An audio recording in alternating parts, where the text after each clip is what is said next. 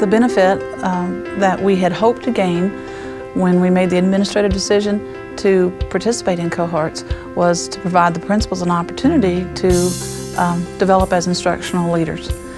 We knew we had good building managers on staff. Our principals worked hard, but the curriculum and instruction side had been something we just hadn't really addressed as we all worked each day to build our campuses and our district. So that was probably the main benefit that we've seen. It's given them an opportunity to collaborate with their peers and to work with their teachers to build their skills as instructional leaders. I feel like the cohorts are great for networking. When you get to meet with a different group of people, they can share their ideas with you.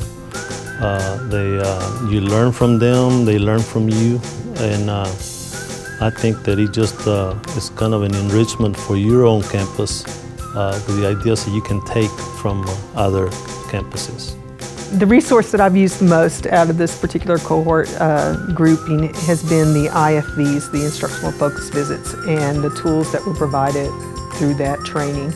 And what I've done is gone back into the classroom, had homework to do, addressed that homework, and since then that has driven where we go as far as a campus. What do I need to address in faculty meetings, where my staff needs to look in and delve in further into the C-Scope curriculum.